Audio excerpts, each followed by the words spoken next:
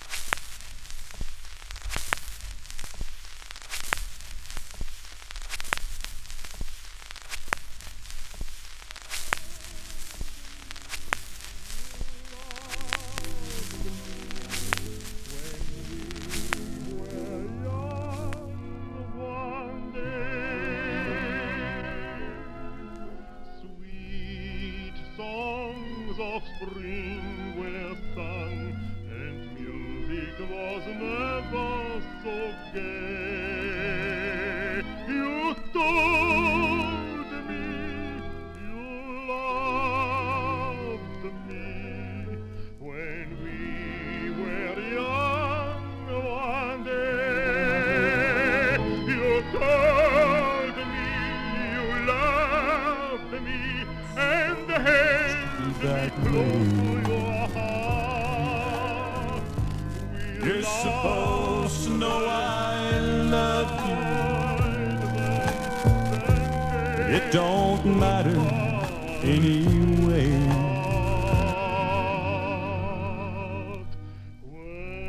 Don't matter anyway. Anyway. Don't matter anyway. It don't matter anyway.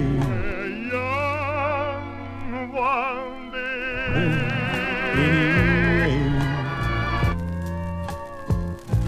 If I can't be there to console you when you go out to play the ceiling, play with fireflies till they're gone, and then you rush to meet your lover, play with real fire till the dawn. It's not supposed to be that way. You're supposed to know I love you.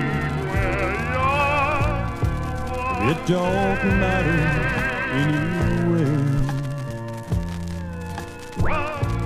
I can't be there to console you.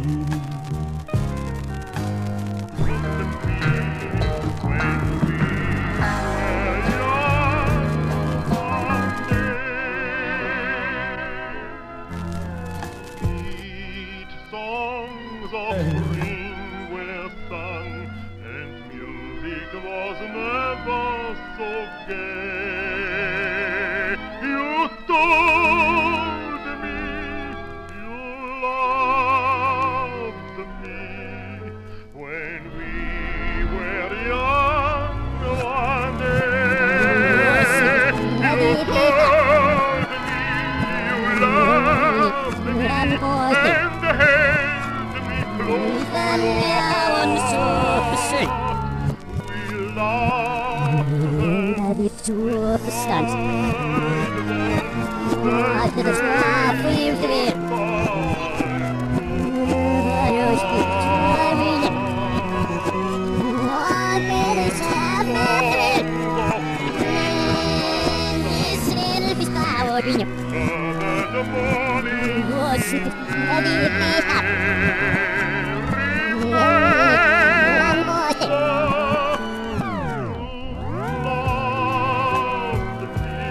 It don't matter anyway. I can't be there to console you when you go out to play the ceiling, play with fireflies till they're gone,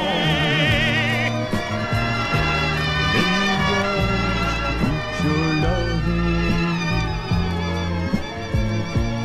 play with real fire till the dawn. It's not supposed to be that way. You're supposed to know I love you. It don't matter anyway. I can't be there to console you.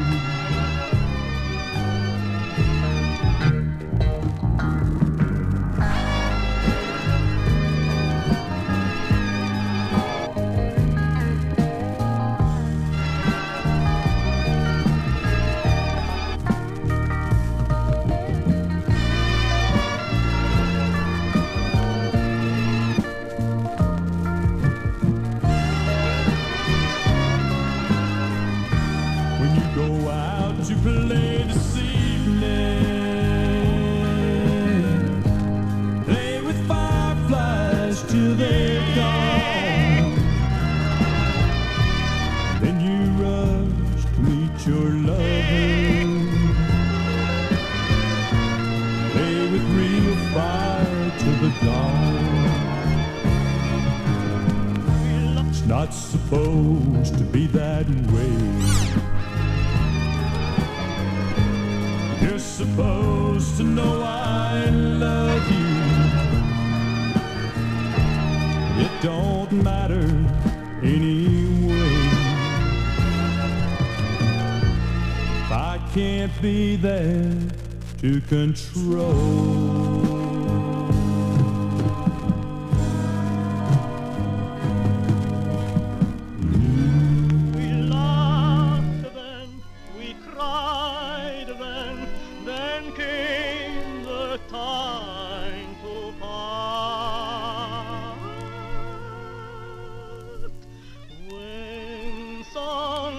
Spring are sung, remember that morning in May. Remember you loved me when we were young. One day.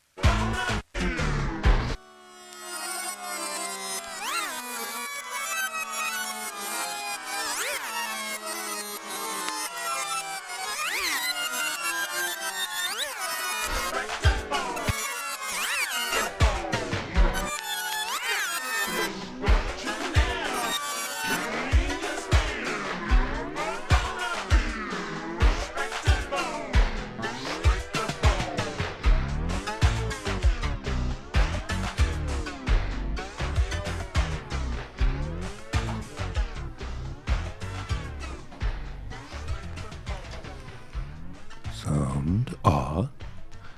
Radio.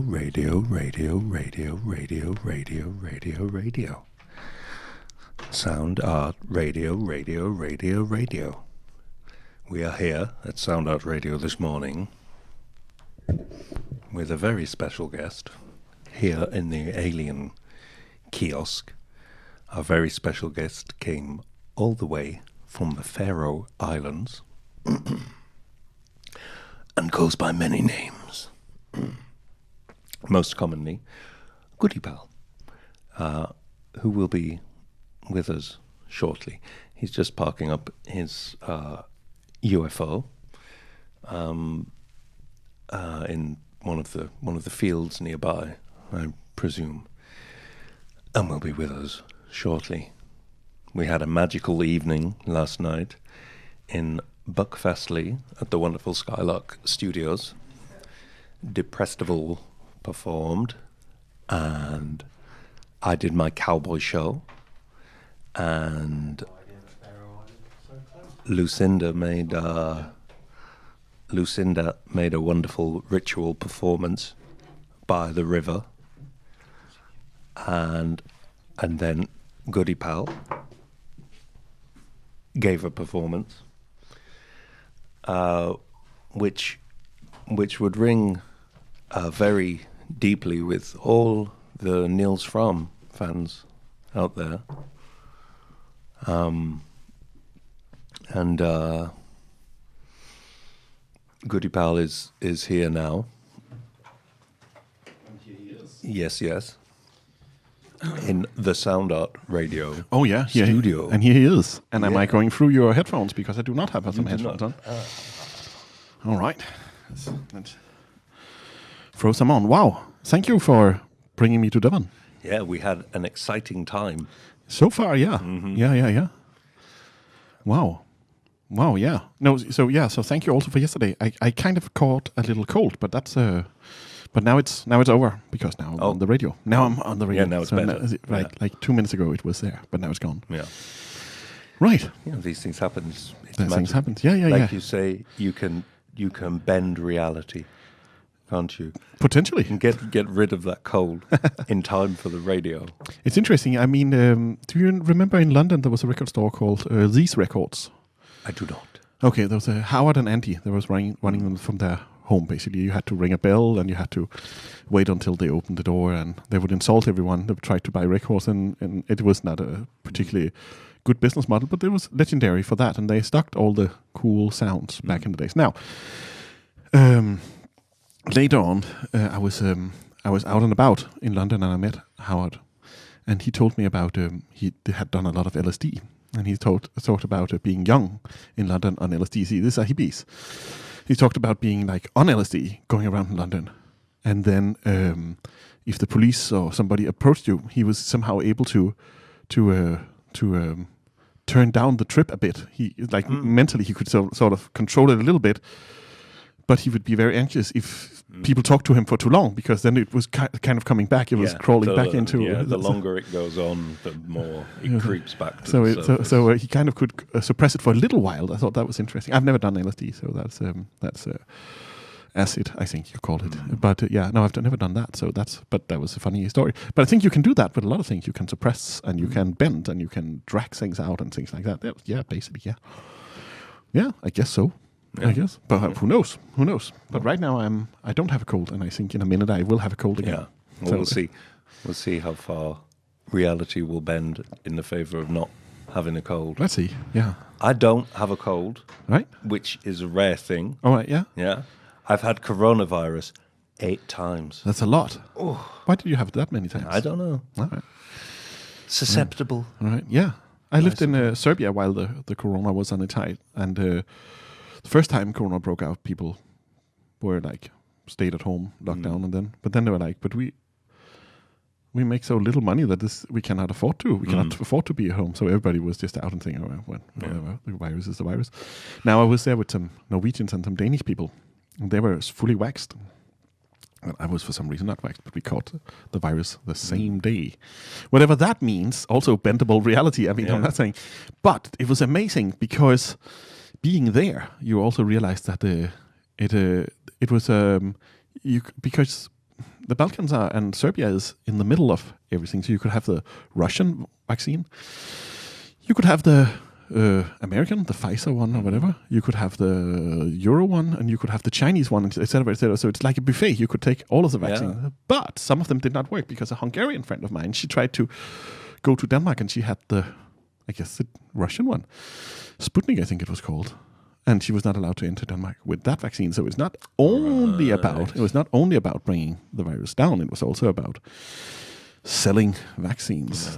But yeah, I'm not. Hey, now it sounds like I'm trying to advocate for something, which I'm not. I'm just saying that bendable reality. But I could have any one of the vaccines. That was amazing. Yeah, it was a buffet, vaccine buffet. Yeah, exactly. That's amazing.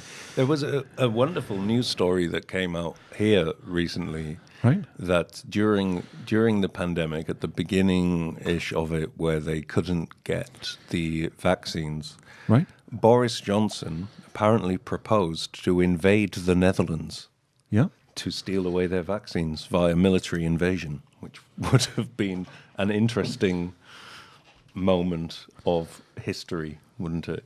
Is that aquatic invasion of the British Army to the Dutch ports to steal their vaccines? That sounds very good. Yeah, it would have been exciting. In these parallel dimensions where these exciting things happen, I'd like to be there. Yeah. I'd like to see Boris Johnson in his wetsuit, climbing into the sea and swimming across to the Hook of Holland. And you probably need somebody to do it for you, though. Yeah, maybe. But I presumed this guy was some sort of man of action and would do it all himself. Well, that sounds all right. Yeah. Wow. Shocking. Any other of those stories? A lot of crazy things happen to. See, what's interesting about being in Serbia, speaking about bending reality, and what's interesting in the Balkans is that everybody believes in. Everybody's conspiratorial. I mean, and it's on a level where it's and everybody has their own stories. And it's on a level where you somehow have to accept it because you walk down the street and I was out with my daughter a late night, and it had been snowing a lot. And all trees, branches started falling off the trees on a lot of high level, and I think it had something to do with water in the trees and cold and whatnot. But I mean, they were like, and it was a strange and very. It was in Belgrade. It's a beautiful moment, but also a little strange. But then the day afterwards, I talked to my Serbian friends about it, and they were like, "The Americans." This is the Americans. They do chemtrails. They've been doing this for 17 years and that kind of thing. And they try to steal our waters and and so forth. And like the mineral waters of the Balkans are very good apparently, and Coca-Cola owns them. I mean, but anyway, the point is here that everybody was so conspiratorial, and you have to navigate in that. You have to somehow, because if you say, I don't believe in that, you're kind of the weird one. So you have to, so their reality is a bit different. You have to somehow join in and say, okay, this is this and this is that. And and different theories all the time. And also a bit like some English people, Serbians are the first at everything. Also things that they cannot be the first at. So like first human being to paint with a stick and first this and that. I mean, you can't be first at everything. And sometimes, once in a while, especially in British academia, sometimes that becomes the case. People are like, we were the first at this and that. And that. Serbia is a bit like that. So it came to a point where I was sitting at a cafe speaking to a friend of mine, and he is a very good friend of mine. And we call him the Kitschy Man, and he could read in coffee. But not if there's milk in the coffee, because if there's milk in the coffee, it becomes what he says, Milky Way. And I'm like, what are you talking about? He wouldn't explain to me what it meant, but it was like, then it becomes Milky Way. Then I kind of, all right, fair enough. Now, suddenly we started talking about old films, and he was like, Alien, fantastic film, the first one, not the second one. And I was like, all right, cool, fair enough. And then he was like, Giga could never have made up that monster. We used to have that kind of monsters in Serbia.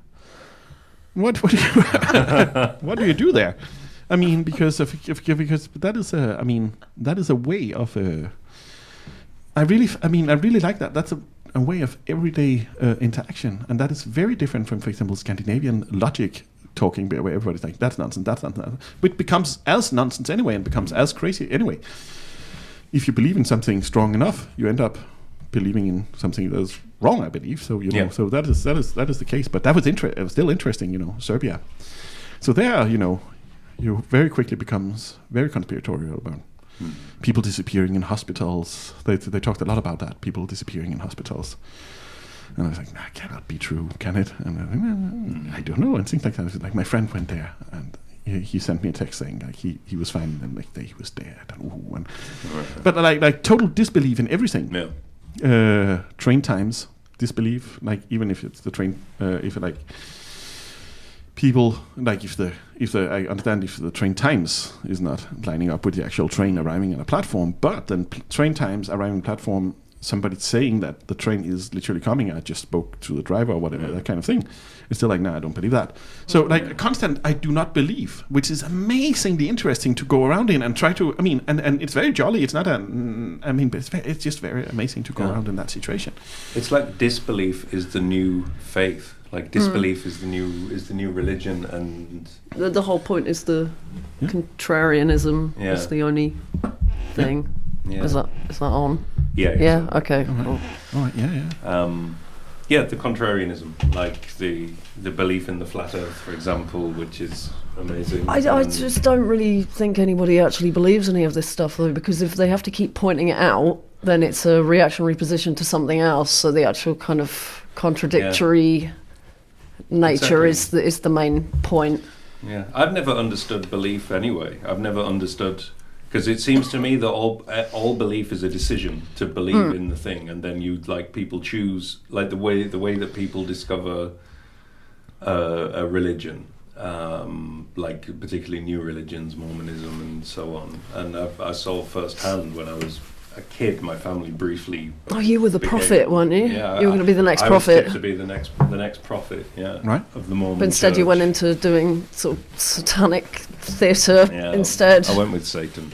But the decision, like when people decide to join a religion, they've made a decision at some point of, well, I'm going to, it must be a choice to believe something, to believe a story is real or whatever. I've never ever understood the mechanism by which belief kind of works. Really? I don't understand it. How you can suddenly go, oh yes, that's my version of reality. That's the version of reality that works for me, and that's the version of reality that I believe is what it is and what's going on in the cosmos and blah blah blah. And the religions which give like these full answers to the entirety of cosmology, it's a big leap to sort of suddenly go, oh well, I believe this cosmology in this book. This is the truth, and I've never understood where this sort of leap of, I guess, imagination happens, where suddenly you're believing in something, and because somebody has said that's what the case is. Right. I think, generally speaking, also especially if you deal with, most people who is in the world of inventing things or bringing things to life or changing things in different ways have to have a relatively bendable and flexible idea of belief anyway, because you believe in something until something else comes along. But then there's certain things that you will never not believe in, which is also beautiful, but I don't know. But so it's a very complicated, but reality is a complicated one, especially nowadays. Oh yeah. Especially nowadays. Yeah, UFOs. UFOs over New Jersey. Yeah. They had to close down one of the roads into New Jersey last night. Oh really? Because the UFOs were coming down to car level. Wow. So they shut the road down. But whenever I've seen anything in the sky, it's been, it's there. So I don't feel like it's a belief thing. No. If it's not a UFO and it's the state or whatever, then I'll change my opinion. Yeah, but if you're seeing something, it's not a belief, is it? It's just knowledge. Sort of there. That's hard to say. I mean, a lot of the things I see is only things I believe I'm seeing, right? Well, yeah. Or at least accept that I'm seeing.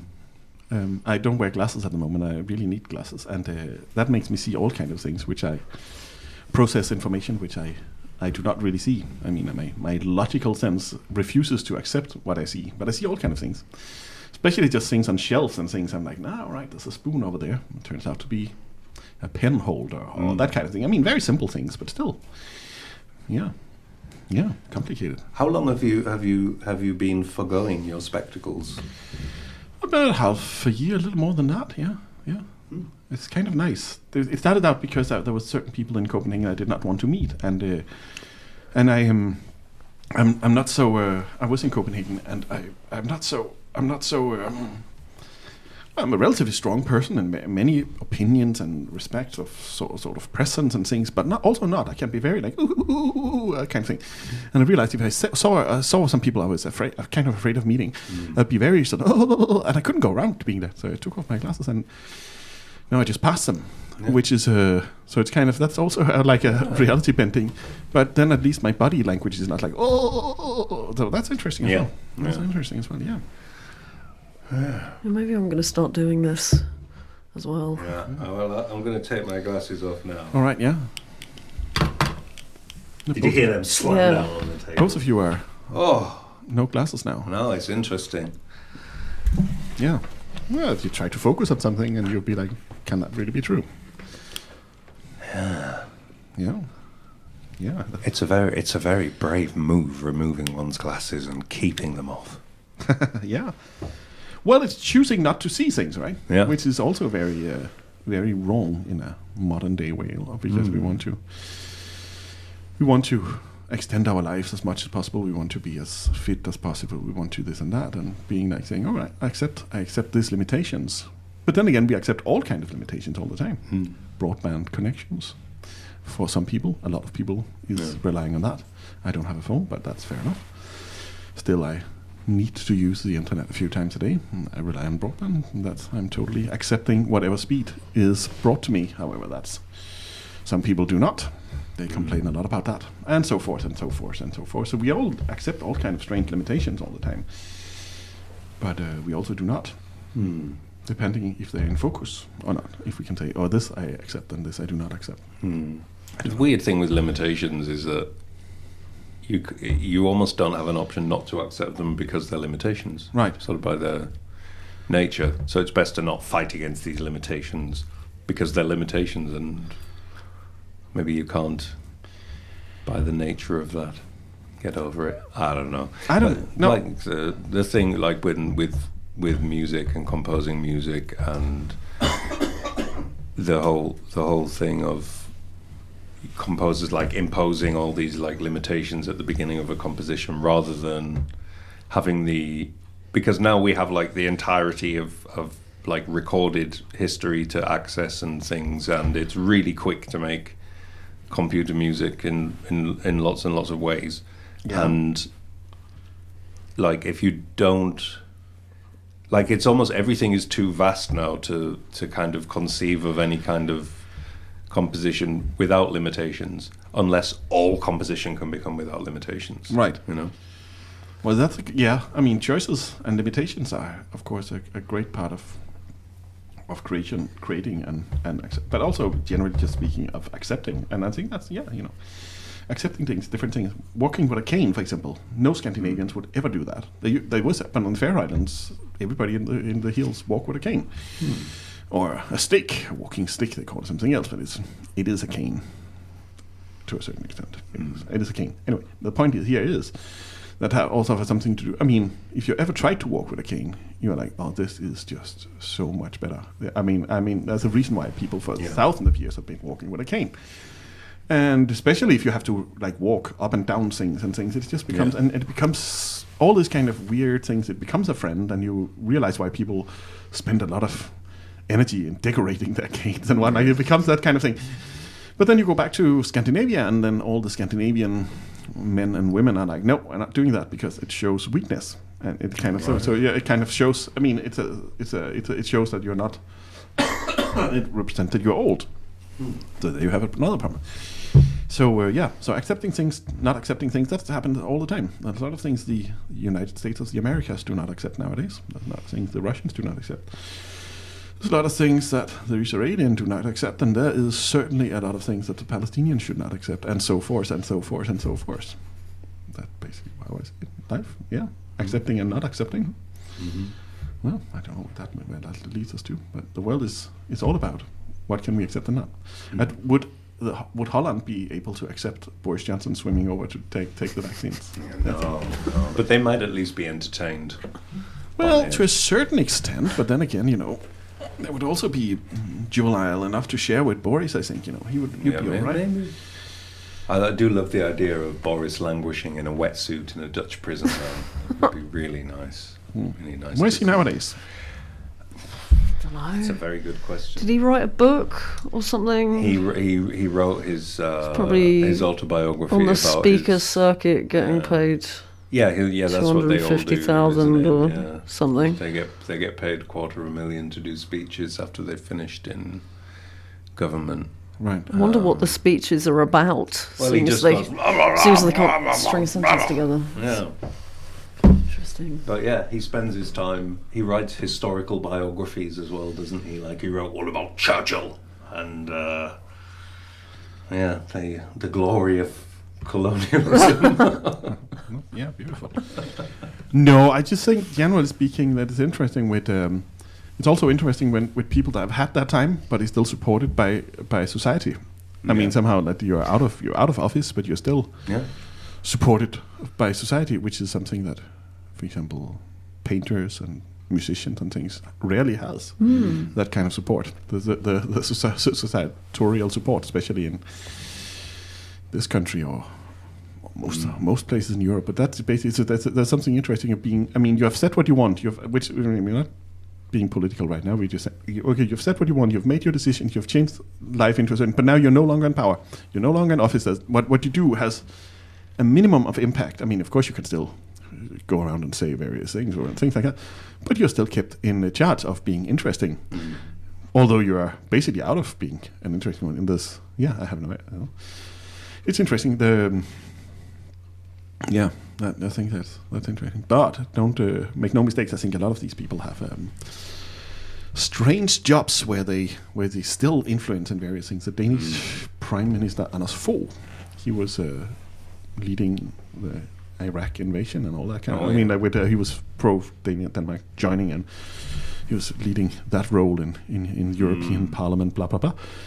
And then because of that, he was offered a high position in NATO. And then he basically left. He quitted the office, which is also a strange one. So basically, he was like, "Yeah, all right, there's a job. I'm out." But in the middle of his period as being, and he is still active. He has something I walk by it sometimes in Copenhagen called Fogh Consulting. And I have no idea what he consults about, but he is very low key compared to have been like Danish Prime Minister.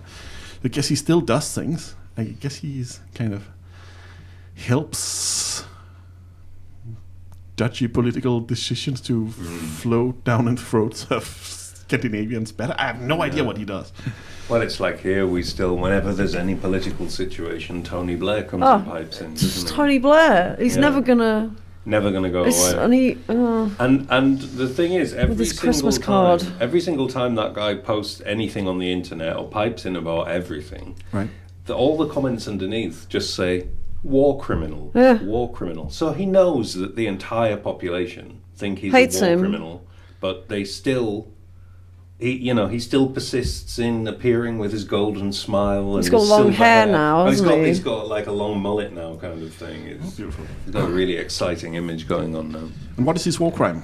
Let's bring it into the air. Sorry, let's bring the invasion of Iraq. Destabilization of the destabilization of the entire planet. Well done. Yeah, all right. At least he got to follow his dreams. Exactly, and that's what matters.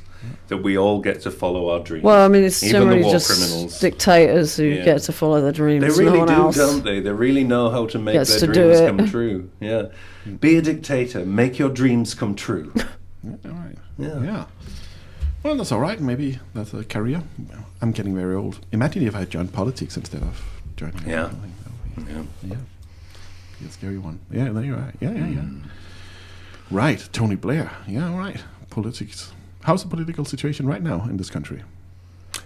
It's I don't know. Really, it's kind of Labour have gone really sort of slightly right of centre. Right. I guess.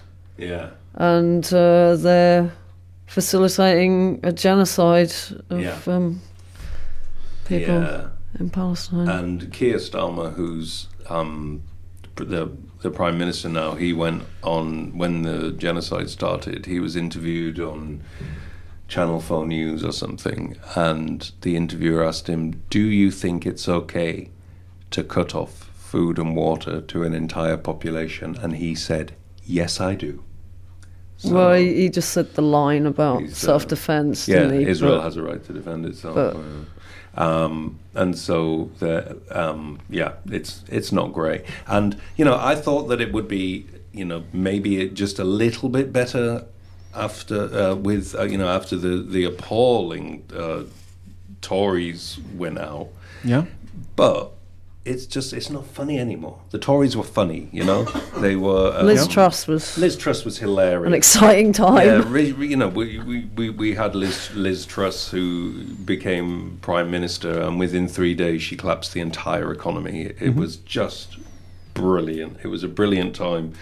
And then like Rishi Sunak saying back to square one, and he was really funny. He was really funny to watch get angry. Yeah. Because the angrier he got, the funnier he got, didn't he? And it was really, really gold.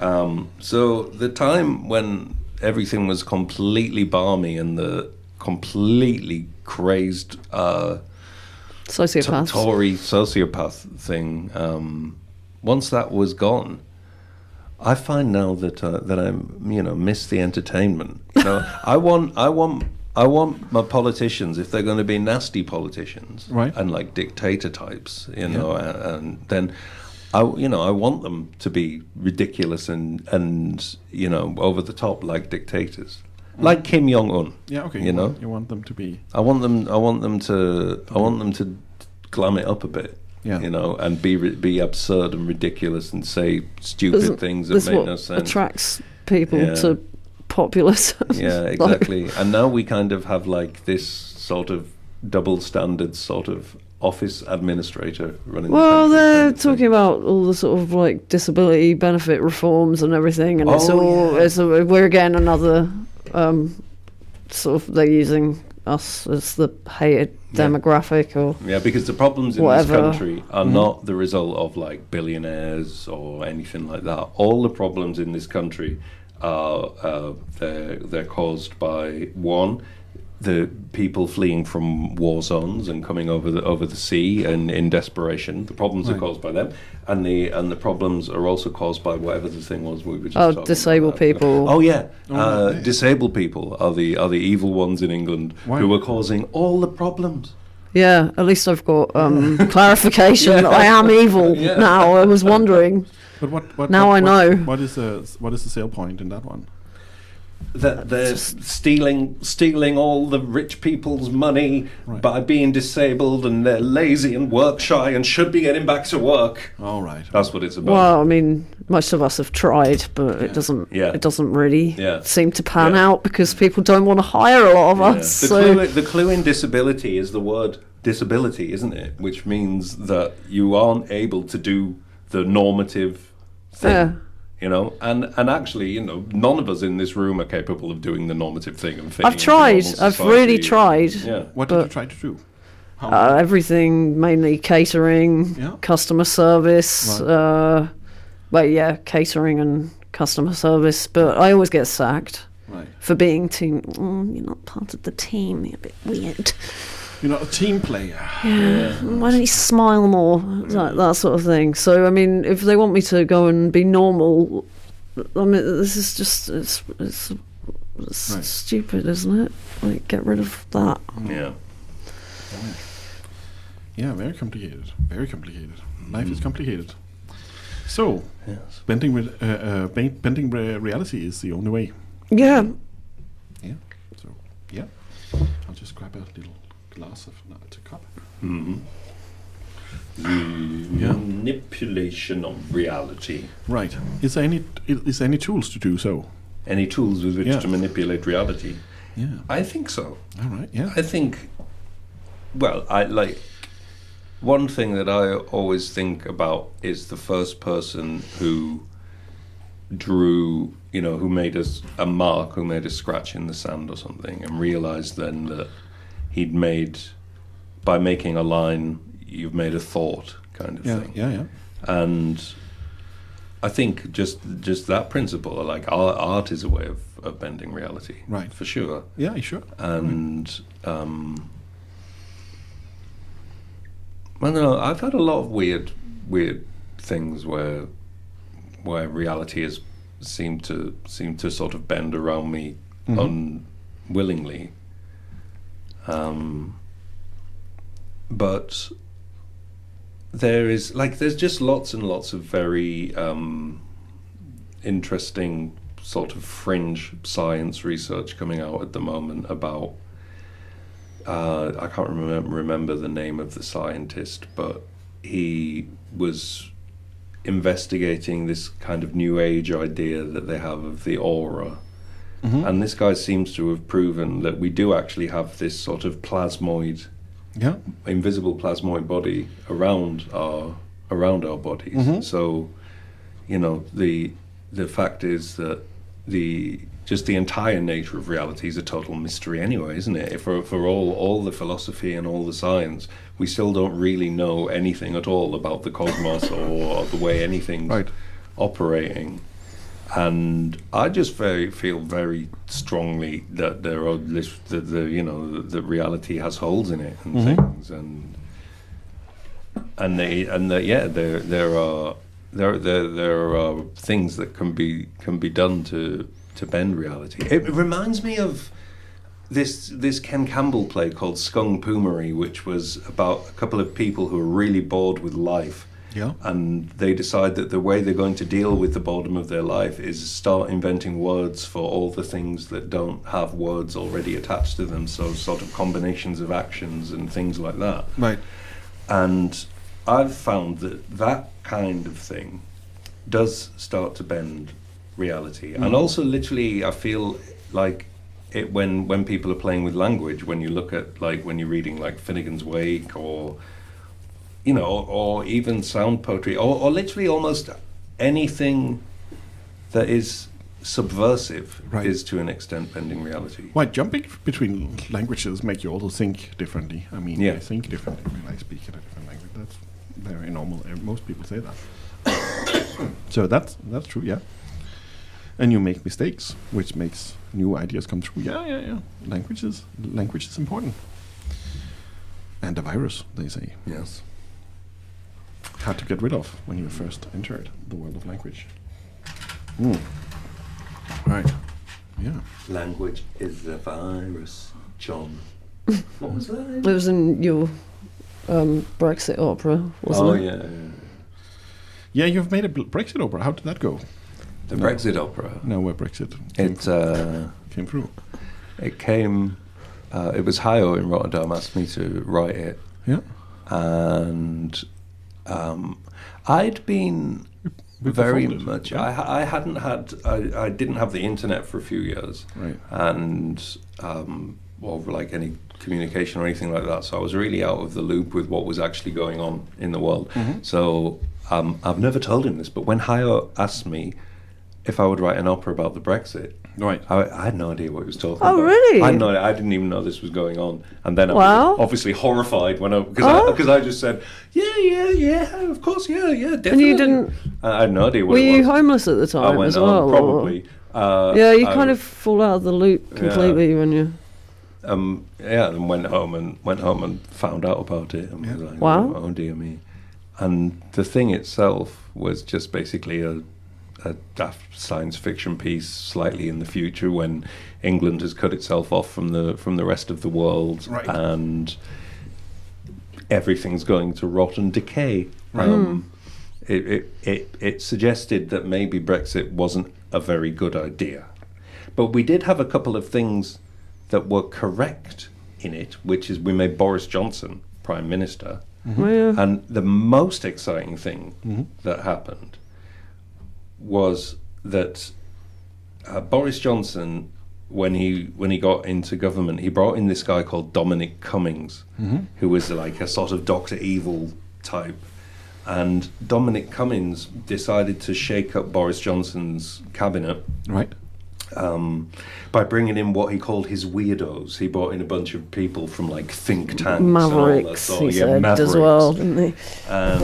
And one of these Mavericks was a guy called Andrew Sabisky. Right. And Andrew Sabisky was fired from Boris Johnson's right-wing cabinet for being too right-wing, for basically proposing eugenics and things like that. And when we did so this was like when Boris Johnson was in power, but a few years before that, when we were doing the Brexit opera, we had the Queen's speech came up in the opera, and you once played the Queen. You were the Queen. And you had Daniel and I can't remember, other people dancing sexy around you. And because we put it on in 3 places, we put it on in Rotterdam, London, and Glasgow, and when we put it on in London, we still didn't have anybody to do the sexy dancing. And we'd spray painted these underpants gold, hadn't we, freshly that day. And then we found these two little guys who were volunteering for the festival governor, and they were handing out programs and things like that. And we started talking to them and saying, we're looking for some hunks, we need some hunks. And then Lottie said, you're a hunk. You'll Come do. on, come on. And then the director of the festival was like, yes, go on, boys, go on. And so then these 2 guys went and danced in golden underpants. And one of them was really into it. Yeah, and one of them was really into it. Right. And it turned up on the gossip website Popbit, didn't it? A year or 2, 3, I don't know, later, that one of those dancers in golden underpants had been the young Andrew Sabisky. No. Yeah. No. Yeah. So we had a future member of Boris's cabinet in our show before it had happened. No. Yeah. No, that's insanity. It was amazing. All right, yeah, That's bendable reality. Yeah, that is quite... And we saw Boris Johnson a lot, didn't we? Yeah. Mm-hmm. Like in person. Yeah. Where did he... Herod saw him, didn't he? Yeah. On the way to play Boris Johnson, he bumped into Boris Johnson. Oh, he was stuck in traffic because he just sort of resigned to be rehired, whatever it is. So they always resign and then get rehired. So they can get into a different position or whatever. And he was stuck in traffic and going down the road. So Herod stalked him down the road. Yeah. I see you. Yeah. Which was very strange. I saw him once and made sort of prolonged eye contact with him in the street. It was not a nice feeling at all. You had a bad Boris Johnson feel. Very strange. I've never seen Boris Johnson. Really? Yeah, never. I'm feeling left out now. No. Have you ever seen Boris Johnson? On the bike. Yeah. Oh. He was on the bike very early. Well, you did. Yeah. So I'm the only person in this room who hasn't seen Boris Johnson. We saw Theresa May, didn't we? I didn't see Theresa May. You saw drove Theresa past May. I was turned around. in the middle of nowhere. Yeah. On the Isle of Wight. And she had a little old man on a motorbike. She had a behind, police escort behind. It made me very paranoid. Yeah. What is she doing nowadays? Theresa May. Yeah. I don't know. She actually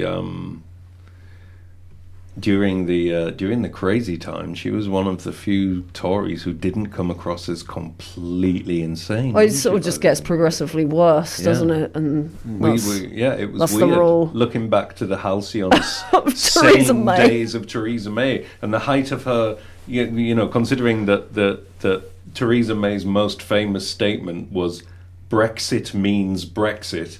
Then looking back, and that's the same times. Right. Brexit means Brexit. Made up word means made up really into word. tautologies and but what rule is, of three and. But what is she doing nowadays? I don't know, but we saw her on the Isle of Wight, didn't we? And she looked like she was going for a lovely holiday. But that was a long time ago. She could still be on that holiday. I suppose. Maybe she's on a long holiday. Yeah, I hope so. For her sake. I like her. Yeah. She's got a bit of sass, hasn't she? And she's got a good bit of sort of sternness. I think stern politicians is kind of okay. I think a stern politician is safer than a smiling politician. You never trust a smiling We shouldn't really be happy doing the job. Nobody should do the job who wants to do the job. It should be like the thing in I don't know, like jury duty. No one should want to do it if you want to do it for any reason other than trying to make your life slightly more tolerable by sorting out some problems. Like then everyone else shouldn't be allowed, and it should just be a rotating system where people only get 2 months in an office and then they can't destroy everything quite so much, maybe, or they probably can. You can probably do that relatively quickly. But that's a hard one. That's a hard one to know. How much can you destroy in how much time? Just sort of nice bit of psychological profiling beforehand, and then pick it out of that pool of people. I think generally speaking, people who is, I mean, you can destroy a lot very fast. That's the general rule. How to build things up, but there's also limitations to how much you can destroy, how fast. So that's always interesting. Like who is the best kind of go in and make a mess of political people in the last 20 years. But I think you have some high runners in this country at least. Oh yeah. Yeah. Yes, we do. And we live in this weird historical context in this country of really like goodies and baddies, I think, is how the we've been sort of, it's colonial thinking, but we've been sort of trained in this country to think that whatever the English and the Americans are doing, it's okay because they're the good guys. But then, I did not know until recently that the statistic of Native Americans killed was 70 million. But these are the good guys. Of history, which is interesting.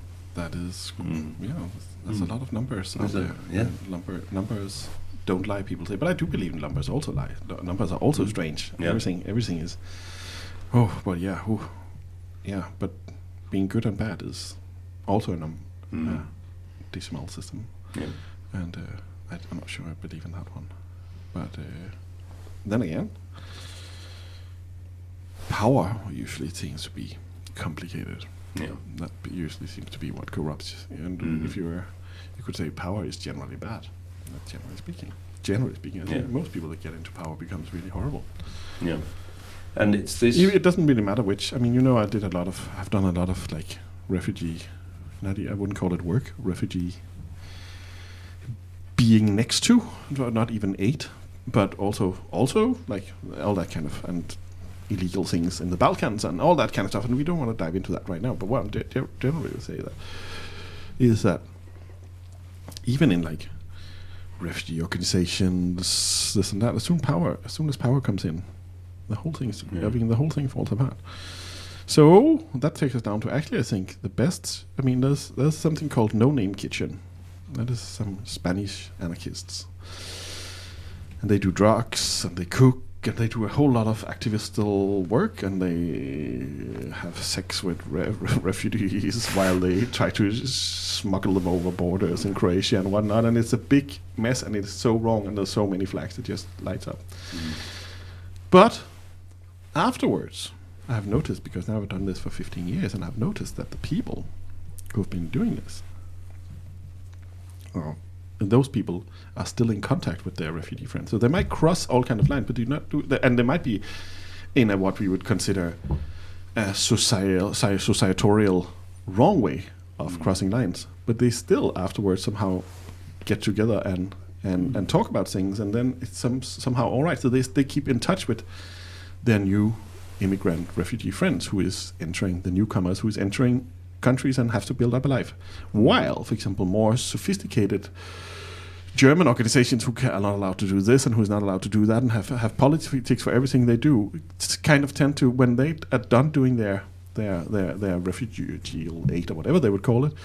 They shake hands and they go back to university and there's no longer any contact. So basically what I'm saying, like all the bad things that society basically points out seems to be the ones that actually binds people together on a longer term. Yeah. Which is again like very complicated. So I would say the only thing I have seen at least is that the people that run these kind of organizations, as soon as there's like leaders and things like that, then they start to fall apart. There was something in Denmark called the trampoline house. Fell totally apart. Everything's falls apart again. Yeah, it's interesting. Power and status is the thing that I've been thinking a lot about. Right. For many years, from a time when I went to a zoo and looked at the colony of baboons and their rock, and I didn't, I didn't realize anything about like autism and all that kind of thing until I was in like my mid-30s. Right. And I didn't realize, and again from like more recent observation and just thinking about it, that there is a lot of people whose entire kind of raison d'etre is to be at a higher status than the person next to them, but in these ways that are kind of fictitious also to themselves. So even just like being snappy and unpleasant to someone puts someone, just for that little that's why precious people moment, do it. puts them on a higher status just for that precious little moment. And people are trying to cling and grab on to sort of the baboon thing of being higher up than other people and trying to find just whatever way they can to do that. And I certainly didn't know that that's how lots of people were operating, and it was kind of surprising. I think I've only just worked it out. I know a lot of people who do this sort of thing. Edinburgh Fringe. It's all people networking at each other and stuff. But I don't understand what you win with it, because nobody's getting any kind of monetary compensation. I can understand why you do it for money, because that's like a sort of tangible thing that exists. Well, it doesn't exist, but people want money and they need it to buy things. But I don't really get why. Like when we were in Bristol, there was a particular place that we were in a lot, and there was a lot of this kind of like an art group thing and this status thing, people being horrible to each other, but there's nothing tangible to get. So what do they win? What's the thing that you get when you're the one who's like in that I don't understand of ennoblement? I think it is sort of self-aggrandizing ennoblement. It's the reason people bully people, isn't it? It's the reason school bullies bully, because they get to feel higher in status than the person that they're bullying. Yeah, I've never felt this feeling ever.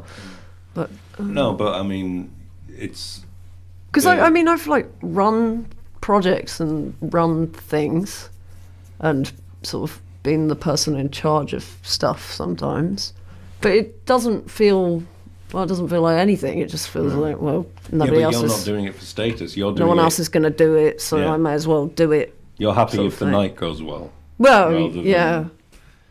I want to be seen to be a promoter. Yeah, when actually it's just kind of horrible and makes me really paranoid. But I want to plan events. I plan events. I promote them. Look at me. Yeah. I think, but I mean, power and status is also a token that can be turned into. I mean, or at least people might hope that can be turned into a monetary situation at the end of the day.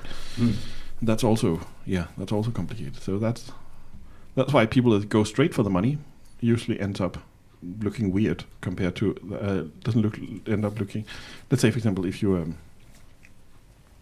have a festival and you of music, and let's say Sweden, and one person is selling soda pops and the other one is performing at stage. The stage person gets a token, but the soda pop person needs that token in order to sell the soda pop. So you can probably exchange that status thing for a little share of the soda pop. And for a while, it would look like the soda pop person is the wrong one. You would be like, what? I mean, I'm doing this. I'm both getting the fame and a share of the soda pops. But then you realize, of course, that the whole mechanism was made to begin with to distribute soda pops, I think. But that's very complicated. The times in life when you realize, when things breaks down and you realize, this is how things actually run. So that's very complicated. Soda pop. Yeah. Soda pops. Right. Yeah. Yeah. Soda pops. Soda pops. Soda pops. I will be out of the door in a minute and back in again. So give me like 2 minutes right now, and then I'll be right back. Well, shall I put a record on? Yeah. For a You certainly moment. could. We could Let's put a record on. let's do that. Oh, The record sorry. is coming. You're moving towards the records. And let's see what the records gives us. I should be talking right now, shouldn't I? Yeah. Oh, I'm sorry, I'm not doing the Well, you fourth see, I think wall the right radio way thing. is to talk whenever that is the right Yeah. moment.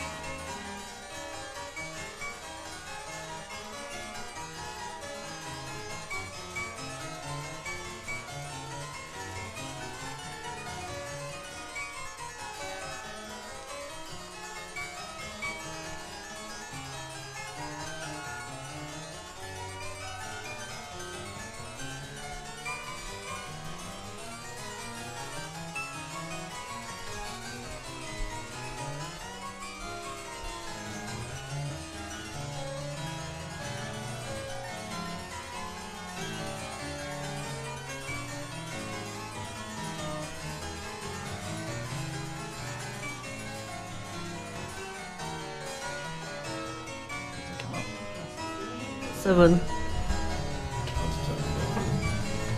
We're back on. Oh, right. Right. Sure. Was that bark? That was two barks. 2 bags at once. 2 bucks. I just think when he was writing all that stuff, he had no idea that it was going to end up being played simultaneously backwards and at the same time, and all the technology that's developed since. When you play 2 bucks together, you call it a bite. Oh. By the way. From a Portuguese water dog. A bite. A bite. Right, 2 bags. 2 bucks makes a bite. Very good. 2 bags makes a bite. Yeah. It is true. Look it up in the music dictionary. 2 bucks. And then it just You're not allowed has... to make jokes in front of musicologists. They would be upset about that. Yeah, don't wouldn't make they? jokes in front of musicologists. But you can play that kind of music, right? You can play Bach, Both can't you? No. Yeah, you can. Well, on maybe on once. the cello. I'm not On very the good cello a at. little bit. I'm not very good at it. I Not like- not in a way I would ever do in front of anyone. because of trills. I can't play trills. Like I don't know why is a problem. Like what? Fling? Like as in any kind of baroque ornamentation stuff. So that's why I play modern music, just because of that. There's no frills. Yeah, You there's call it not. trills? Like, yeah, trills, sort of like diddle kind of thing. It should be called a frill. Yeah, They're the frilly bits Yeah. on music. They're like the lace and things like Trille- that. I Trille can't- frille. Yeah, I can't alright. do it because my hands sort of seize up. I've been trying for years, and I just don't think it's ever going to happen. But it's fine in sort of like Prokofiev and stuff. There isn't much ornamentation. Yeah. So, yeah. I like that video that somebody filmed of you, Goodiepal, in the studio, where you describe first of all the normal techno, putting the beat and things, Yeah. and then you bring up the frills Oh, the frills. afterwards. All the frills come on top. And Oh, yeah, now I see what you're talking about. So the bass goes. yeah. I like a bit of frilliness in music. It's got to be either terse, really terse, or really frilly, Alright. like clothing. Yeah, True. I either wear terse clothing or frilly clothing. That's a good combo. Yo, you're all very well dressed. Yeah, you're also extremely well dressed. Oh, thanks. Yeah. So here we are, well dressed. You should see us. Yeah, exactly. They'll have to just imagine what we're all wearing. And it's a good job we're not in Finland, isn't it? Yeah. Because then we won't be wearing nothing. That's true. A lot of Finnish people are naked at home after. I mean, it used to be more back in the days, but you used to turn up the heat and walk around naked. And it's a thing. It's not that's something that some people did. It was quite normal. Everyone. And obviously not everyone, but quite a few. It was a thing. At least it was not considered being like strange. But then again, a lot of British people sleep naked, Yeah. which is also sophisticated. Yeah. I don't do that. I do that. I sleep Yeah. naked. Yeah, fair enough. That's all right. You know, you wherever. Yeah. It's all right. Sleeping a bit naked. That's all right. No, I have a naktkjole. What do you call it? The one that goes all the way. Oh, well, like a nightshirt A that nightie, goes all the that way kind down. yeah, even like it further down. Yeah, I have one of them, and it was my chosen method of sleep. But over the years, all the buttons Yeah, popped off, and now I can only wear it as a kilt. a sort of skirt Yeah, type I thing. wear it like a nice skirt, Right. and that's nice. See, I'm narcoleptic, so I have no control over what I you're do at all, and usually tend to fall asleep on the floor or something. Is Just- anybody then helping you to the bed? Yeah, you do, don't you? But it's kind of like the sensation is sort of like falling down a well, Yeah, and you have no idea where No. you are or who I am. and quite or- a few times I fall asleep and can hear myself going, oh no, Yeah. and then it's over. So you crash various places where unwanted. Yeah, fireplaces and when they're not burning. The floor of the Worm Sound Studio. Yeah, I fell Is that asleep what under under the synthesizers. That was quite nice, actually. I think It was really nice. napping is very very undermined in these days. Nobody naps anymore. But just between the two of us, I'm napping on the bus. That's a good song. Yeah, Imagine I've that. done that a lot, actually. Yeah. Sort of when you fall asleep in London and then you end up in Deptford in the bus Yeah. station. That's never happened to me, But but we I could- was always afraid. Oh, that one where you go too far. Yeah, and then the lights would be off, and we always read stories about it in London, don't you? About the guy that got stuck in the bus and locked in. I've tried that once in a train, and that was the only one. Else, I think you can actually program yourself a little bit somehow, saying like, I need to get up at a certain time, and it somehow works, which is very strange actually. But if you I was reading this in Fortune Times once when I was young. There was some bus driver, and he was like, I just look at the watch, and then I wake up, and I'm like, it cannot be true. And I did it. It actually works. So there's something about that. But I don't know how deep it goes into all kind of like wrong kind of slipping off things. But I think you should embrace the nap. Yeah. I only started napping very recently. It would never, ever happen to me. I was like chronic insomniac for most of my life. And then about 2 years ago, I went on this magnificent medication called sertraline. And for the first time in my life, I sleep. And if I lay down during the day, I nap. I've had a few naps for the first time in my life in like the last few months. And all the dreadful anxiety and all of the kind of like inability to make words come out of my mouth in social situations all just zapped away. And now I sleep, I nap, I'm a real human being for the first time in my life. And I'm ready to face the world because I've had enough sleep for the first time. I used to go like 5 nights without sleep and things like that. I have severe sleep apnea. I have a breathing apparatus with me. Right. Else I will not be able to breathe, basically. So it's that's hard. But yeah. Well, there we go. We all have sleep-related disorders. Yeah. Sleep is good, It's important. And napping on the bus. What about that song? Can you hear it for yourself? Yeah, well, I could probably do that. Bus. Yeah, but something like it's a relatively boring kind of thing. Something like that. But then go. All right,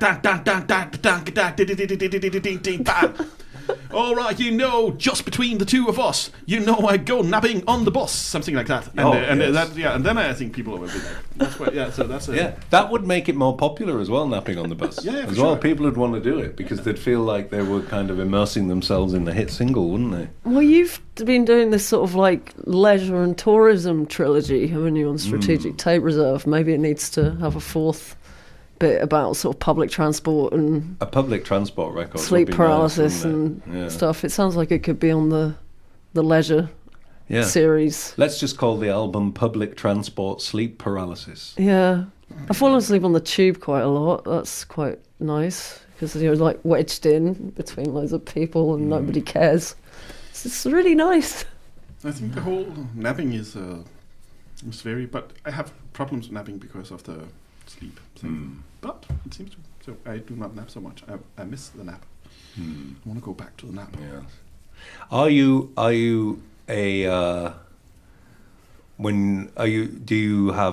like a massive dreamer? Do you have very vivid dreams, or do you and like do you remember I don't remember my dreams. For a long time I did not.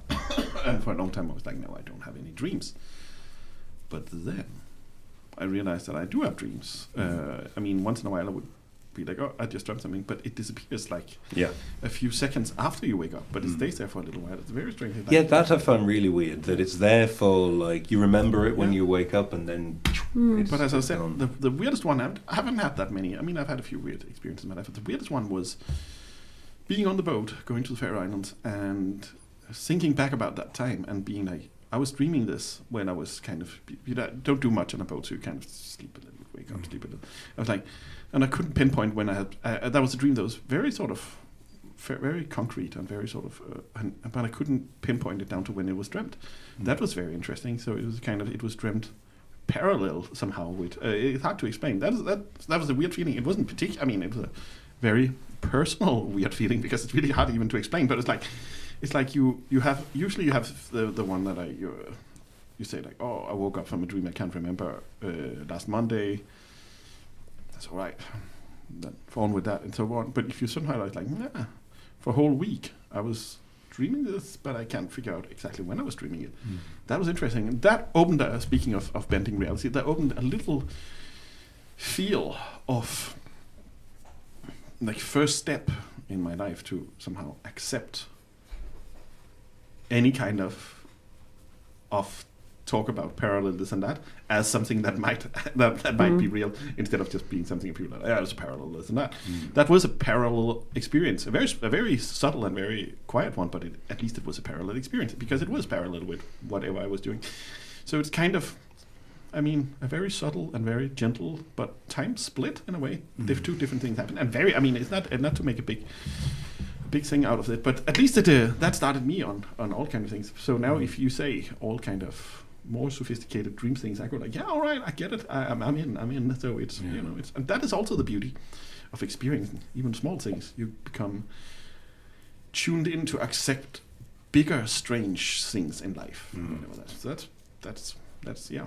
So start out subtle and small. It doesn't have to be all the way. No LSD on the first date. Yeah. Something like that. Yeah. Well then. Right, yeah. Very complicated with all the time splitting and reality and sleeping. But napping is good. And you gain an immense amount of sort of, you're back. You're like, now I can go on. And public transport is amazingly good for this still, although it gets harder because space becomes less. Airplanes, which I do not fly. I'm very afraid of flying. It's a more than it's a just stop oil being young and this and that. It's more like, I mean, the way you talk to, the way you sit down off with this and that, build off, watch off, sit down here now. I'm sorry, can I ask you to? And come back. Sorry, can I ask you to? Then suddenly something else, and yada yada, and somebody next to you, and and up and down. You catch a cold every time. Speaking of having, it's like it didn't used to be that bad, but there's so many people on planes nowadays. After COVID as well, people are flying everywhere, and that's yeah. But speaking of power and this and that, I've been a lot involved in all this kind of just stop oilian activities around Europe, and various people, because I used to travel by bike and things, various people are like, oh, Goodiepal, you kind of started this and that, and I didn't start anything. But what I would say about this is, speaking about it, we talked about being nasty to each other and being powerful and things like that. I have noticed this. Young people who have meet and discuss climate and this and that and climate change and whatnot, they bully each other a lot for, let's say, for example, you take a plane with your. It could be a very British thing. You're like you stand up, you go into meetings. You have different genders, pronouns, this and that. It's all cool. You sit in one room, and you debate all these things. And then somebody says, "In the summertime, I have to go to Spain with my parents." That is simply a no-go. Everybody go like, "Stop! You can't do this, Marlene. You can't do this." Or Marlene or whatever, Marlene or whatever people have like bended their names into in reality bending. And I think that is a new form of bullying, because what about this one? You're young. You grow up in a bourgeois British family. There's simply no way that you can say to your parents, I'm not going to Spain. But you're tuning your brain into that this is something that over time you will stop doing. You say, oh yeah, fair enough. I will as I go along. I will not be doing this. I will do it with my family because I cannot escape this one. But then maybe you do not fly for the next 35 years, while somebody else who is the bullying person might change their. I mean, you basically might change their viewpoint and then basically start flying like crazy 2 weeks later. What I'm saying is the judgmental thing, especially in this kind of in the younger, because it's all about power and dominance. So I've just noticed how harsh these people are to each other. Yeah. And we're talking about a change in society. I mean, if you actually grew up in a relatively, wealthy British London suburb situation, and you're like, I don't want to do this. There is a way. There's a slip. There's a part of to get out of that as well. You cannot. Basically, you have to admire people for their actions when life is over. You cannot start being all this. But they're bullying each other so much about this. Yeah. And I just think that's. I just think that there's. It's a bit like coming out as with various forms of sexuality and things. There's a slip. There's a slip for a young person going from what you grew up in and turning into what you would like to be. And that acceptance level right now, that is a very, very hard one. I've seen that everywhere. I know we used London, I think, as an example, but I was just saying, like, there's really that is something which I think is it's like the cause is not real if you do not stand up for it. But there's no way you can stand up 100% for something when it's in the beginning, in the startup phase. Mm-hmm. I would say, generally speaking, it's simply so that's you have to somehow be able to bend. You have to bend. Yeah. Also, like your reality have to bend for a few years until you reach the point where you would like to go. Mm-hmm. The first bend is complicated, and if you're already judged by that, then it's very. So I've noticed that. Yeah. So I would say, don't judge people who is. But then I would actually even say, make them try it for themselves. Make them try a Ryanair seat for themselves, and it might be the best way of beating. Yeah, we did have a little song about that kind of culture, didn't we? That went, if you don't agree with absolutely everything I say, I'll make sure you never work again. Oh, I've used it. If you don't agree with absolutely everything I say, I'll make sure you'll never work again. It's in your new song. It is. I've used it in something about a new one. It's in the Christmas one, which... It is just. It strikes me as slightly odd that this kind of movement that's supposed to be about tolerance is really intolerant to any kind of diversion from. Well, because most tolerant movements are also about power. Yeah, and that's basically where that's about putting in a new power structure, and that's where things basically breaks down. So then you have it. I don't know where that leads us, but it leads us somewhere. Yeah. I suppose I was initially really happy when all the when everyone started talking about sort of whatever you want to call it, justice movements or the sort of the woke stuff, because I thought, great, everyone's going to try and be nice to each other. Yeah. Brilliant, yeah, I'm on board. People don't want the whole planet to be on fire all the time. And then everyone's just, people are horrible again. Everybody's horrible. I don't know. It's not based on this. It's not going to succeed if people are attacking each other all the time, and that most of the energy is expended on attacking each other or talking about stuff on the internet when it's a complete emergency. It's we have to do something, and it all seems to be, I don't know, again, not sort of talking about kind of behaviours within the group as opposed to the emergency that's happening, talking more about how people are presenting themselves when we need to do something about the fire.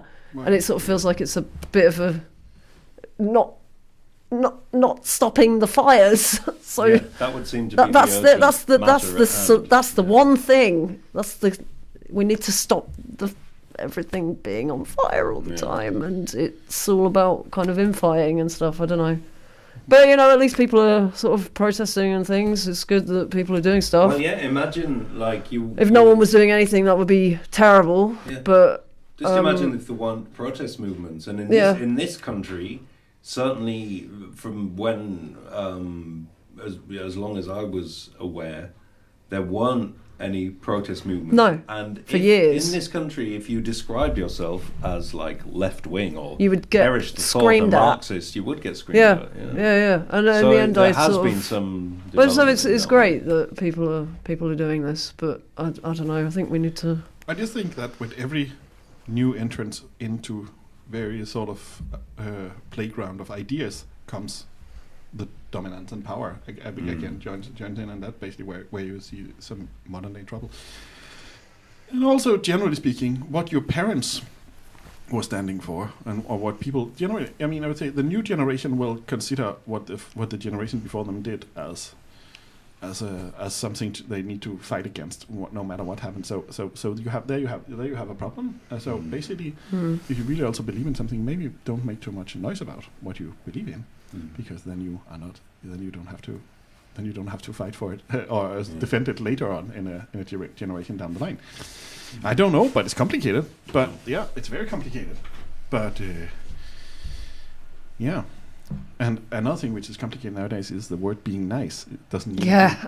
being nice anymore. It does not mean being nice. Be quiet, not being like Be be quiet, kind. not be This statement, be kind, that you see. But usually it be involves kind. like massive simmering hostility. Yeah. The person telling you to be kind is not kind. Oh, Bristol is full of that.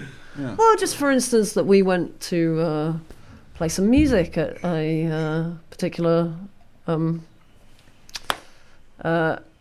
trying to figure out a way of saying anything without pointing to specific people. But we went to play at a demo, and took the 9-year-old Queen of Punk along to play her first gig, and everyone was sort of, Well, they didn't even leave the tent didn't to even watch come the out to watch it, 9-year-old did they? to watch the 9-year-old girl shouting songs through a megaphone. Yeah. Now that's mean, Yep. I think.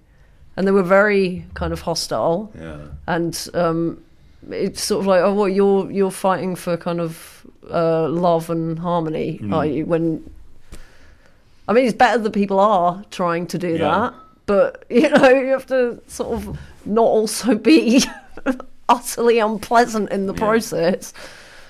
Yeah. I don't know. It's very strange. I can't really be in society anymore. But being nice and kind does not mean the same thing. That you also have a bending of reality. Certain things that doesn't mean what they used to. Well, that's happened with A lot of things. almost everything. You know, like almost everything now is apparently the opposite of what it actually means. And words change meaning. yeah. Like silly Scotland.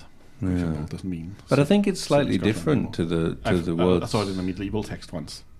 It just kept saying silly Scotland, silly Scotland, silly Scotland, and it doesn't mean silly Scotland anymore. So that was anyway. You were saying Yeah. I don't know. I have no idea what I was talking about. being kind. Words changing meaning. Being kind and words changing the meaning. Yeah. Yeah, I mean, I'm not sure that there's a lot of stuff going on with language now, and I think it's because everybody's using the internet, which is this place where everybody can be sort of fed the same language and the same ideas and so on. And there's a lot of stuff going on with language that I think is away from the kind of natural evolution of language and is becoming kind of manipulation of language and saying of the statement of. There's a lot of kind of statements of kind of obvious, visible untruths. Right. Like, we are not doing a genocide in Gaza. We can see that they are, Right. but they say that they're not. And in our shiny new world that we're in, saying that you're not doing something is apparently enough, when tangible reality tells you the contrary. And I think there's a lot being done with words now in our culture that is bending them. And All right. No, but for sure. But you could say, I mean, that I want to. I mean, I can do that. But I mean, I can say that. I mean, I think the problem with is that no two genocides are the same. I mean, they tend to look like each other, but they come in different forms. So you can always say this is not a genocide. The one before was, but this is not. Cutting people off from food and water, that's horrible. That's straight up horrible.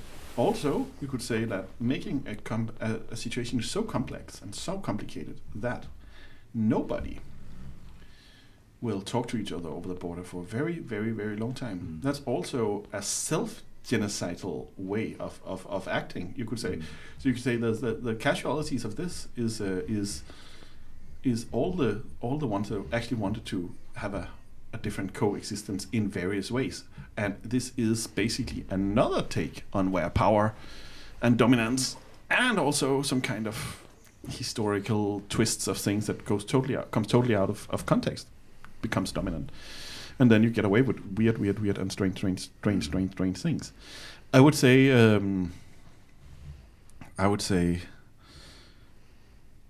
you never know where things go until you sort of start to look at the motivations behind, and nobody's willing to do that. So, for example, in Norway, there's on the high street, there's a Nasdaq commercial in the colors of the Ukrainian flag. People say, commercials lie, but actually that one is telling exactly the truth. It says like invest in war. A friend of mine who is from childhood is working for the Scandinavian defense, blah blah blah blah, and I was sitting down with him and I was like, I think some people are benefiting from this war. He was like, nobody benefits from this war. I'm like, what are you talking about? You have an industrial complex built on some Soviet structures, which is getting totally bumped down. And I guess that the contract to rebuild Ukraine is not going to Chinese or Russian companies. It goes to Western companies. Yeah. And suddenly there you have the whole rebuild of a country as a motivation for also making the war one step further into and so forth. Most people do not agree on these things. They're like, no, we cannot do this, we cannot do that, it cannot be that cruel. But actually, if you look at history, for example, bus lines in Brazil was, train lines in Brazil was bought up by American bus companies after the war, and then terminated just to run buses. This happens all the time. This is what what business does. In Serbia, there was a tractor company from Yugoslavian times, and that was actually sustainable. They made a small little tractor, and it was bought by some American investors and shut down. Right. So it cannot generate money anymore, or it cannot be. I mean, so there's no alternative to the.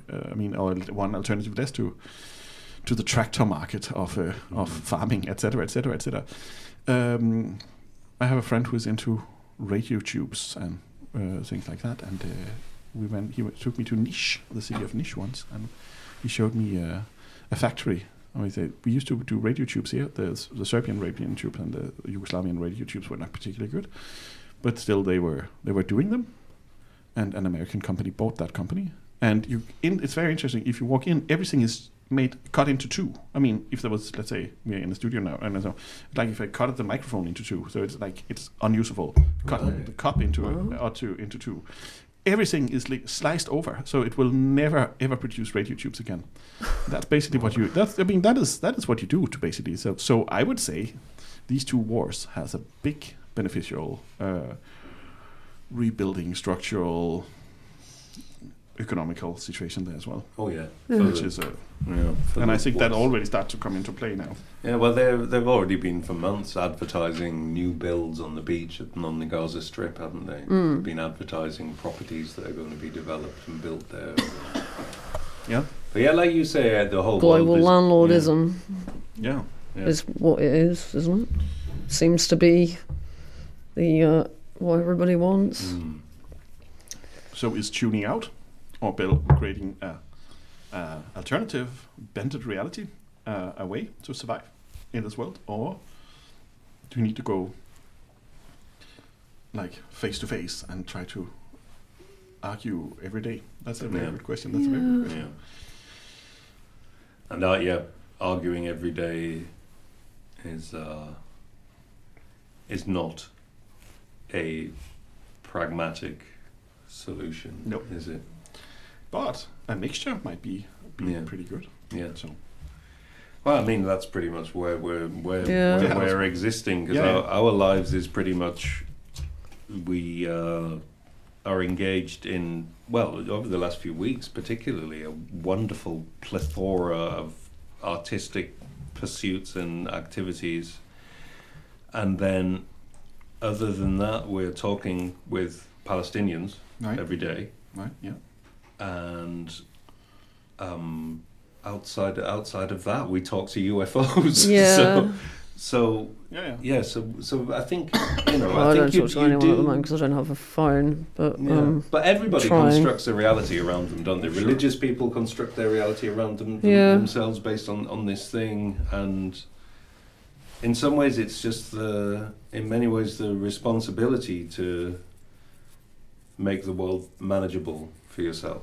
And the bending of reality is certainly a viable way to do that. But then at the same time, you question what of course what reality is anyway. And if we are capable of bending reality, then reality is constantly in question anyway, which is fun. Mm-hmm. I would generally say, do not drop bombs and other things in your neighbor's backyard. Generally saying, that would be my, And do not encourage other people to do that to their neighbors. That would be 2 rules that could be golden in this times. Very simple rules. I guess. Right. We've been talking for an hour and 40 minutes or something like that, haven't we? We started at about 11:30, didn't we? Yeah. And there we are. Oh, blimey. Well, there you go. Some time travel going on. Time travel, yeah, right. I once, when this radio station was in a different part of the of this leisure complex that we're in, I once did a 7-hour radio broadcast called Emotional Freedom, and it was at a time when I was having like a huge breakdown, like immense breakdown, and I went and did this 7-hour broadcast, and may have gotten a little high, and then went on the air and kind of got into this world of trying to make this new age meditation thing for 7 hours that descended into noise and blah blah blah blah blah. But by the time 3 or 4 hours had gone, I was genuinely losing my mind. And then I turned and looked at the clock on the wall, and then it started to move like that. The clock went round and round and round and round and round like that, and moved 24 hours in front of me, and I was, what's going on? And then afterwards, Chris informed me that it does that occasionally. It resets itself because of Wi-Fi or whatever. So it wasn't space-time bending, as I suspected at the time. It was a clock doing a clock thing. But you don't want to do that kind of thing. It could really confuse a stupid person. Very good. Well, maybe we should call it a program then. I don't know. We don't need to, but we could call it a program. Yeah. I don't mind. Let's call it a program. Let's call it a program. Well, all of you, thank you so much for having me here. Yeah, thank you for coming. Totnes. It was great. Cheers. Yes, Right. Totnes, Buckfastleigh, and Dartington. So you've seen 3 places in this strange corner of the planet. I like it, and I've never been here before, so I was very happy about that. Cheers for that. Thanks. Excellent. Yeah. Thanks. Thanks. Right. Thank you. Thank you.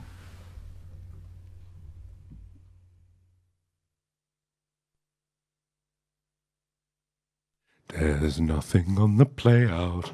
There's nothing on the playout. I'm going to sing until I've worked it out. Sing. There's nothing on the playout. There's nothing on the playout. Ah, there we go.